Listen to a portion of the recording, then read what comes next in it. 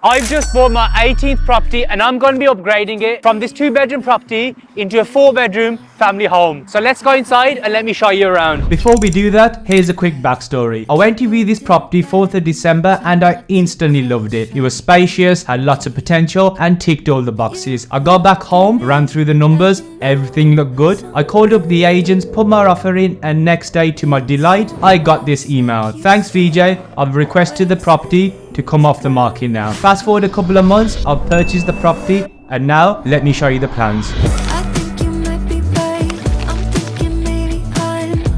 So this property at the moment, it's got 2 reception rooms. That's one of them. We're going to keep the other one over there, but with this one, we're going to convert it into a bedroom. In property, you always have to think about your end user, and our end user is most likely going to be a family home that would more likely benefit from having an extra bedroom for their future kids or current kids than an extra living room. As for the living room, this is the living room. This stays as it is. That's the bedroom and the living room here. Initially, we toyed with the idea of knocking this wall down, having an open plan kitchen. It would have created a bit more space. Mike, if we can have the kitchen and this room open plan, that'd be good.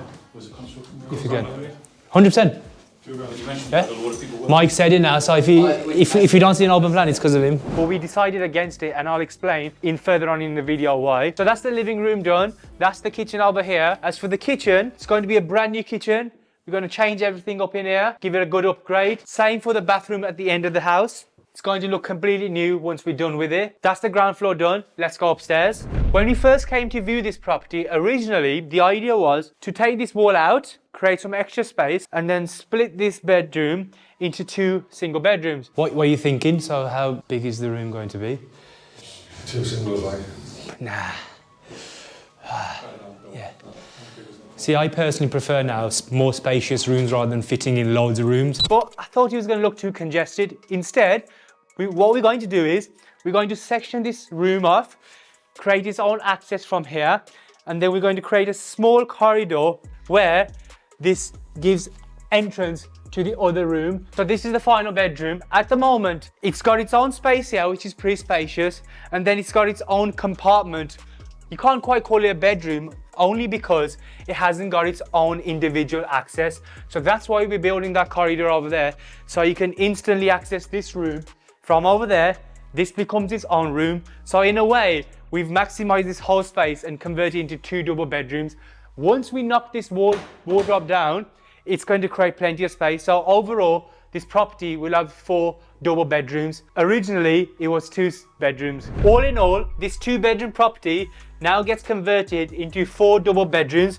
I'm going to now jump on the computer, run through the numbers and go through the predicted returns. So this is the spreadsheet. This is what I used to analyze the deal to purchase the property, and a lot of these costs they're not fixed because some of them will change and some of them will obviously stay the same. So purchase price was £107,500.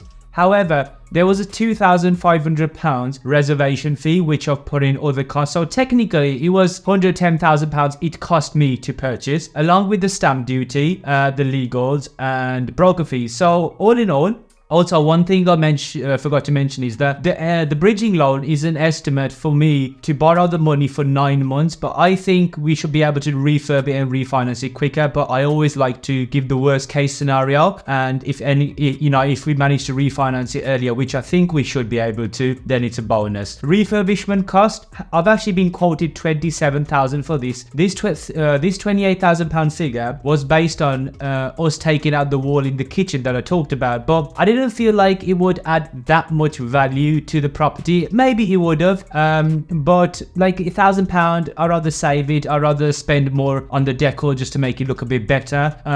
So yeah, that's why we've gone against it. Whereas in my 17th property, we wanted to make that open space because it would give that wow factor, but I don't think it would have made that much difference in this, and it definitely wouldn't have increased the value by £1,000. Maybe it would have, but I've just gone against it on this one. So yeah, all in all, these are the purchase price figures. So it's will cost me all in total £149,000. However, I've used the bridging loan. So for rent, I'm going to now hide a few details because I don't want people turning up on my property.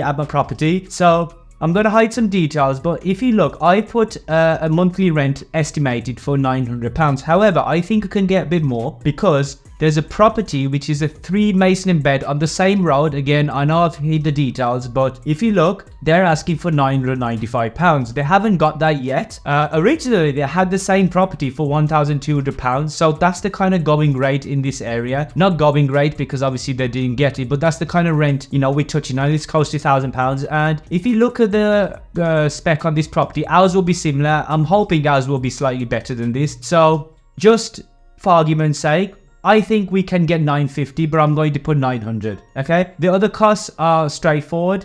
End value, again, I've been super conservative about this because if you look, 2 properties, and I've hidden the addresses, but 2 properties on the same road within the last year, a 5-bed terrace. I know ours isn't a 5-bed terrace, ours is a 3 or 4, depending on how the valuer, you know, he recognizes the property. But a 5-bed has sold for £250,000 and a 3-bed has sold for £209,000. And if you look at the property, ours is going to be in much better condition. So we are being very conservative about this. So judging by that, really we should be getting minimum of £210,000, but I always like to be super conservative. We've gone for £195,000. If that happens, we're going to get a 91% ROI with only £2,000 left in the deal. Now really you could argue that it should be at least £2,000 to £5,000. If that's the case, then I'm going to get £5,000 back, but I always try not to get too excited. I always try to be rational, and 195,000 is a very realistic figure, as you can see by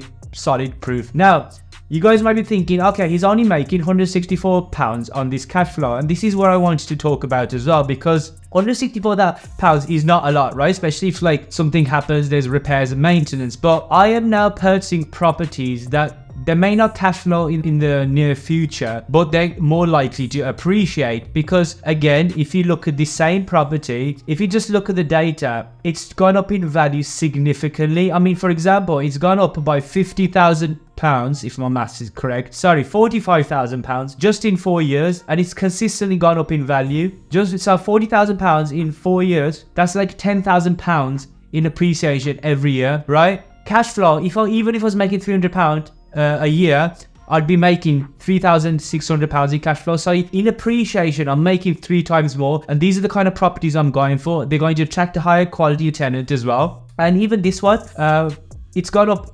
Obviously, I know it's been a long time since 1998, but the point is properties in this area are going up, and that's why I'm buying these kind of properties. And let's be honest, at the end of it, being super conservative, as we already know, I'm only going to leave in £2,000 left in the deal. I would take that property all day. So that's my reason behind it. That's the plans for the 18th property. We're going to revisit it once the refurb is done, once the refinance is done. So hope you enjoyed this video. So there you go, that's my plans for this property, and if you want to see the finished version once it's complete, then please hit the subscribe button and I'll see you in the next video.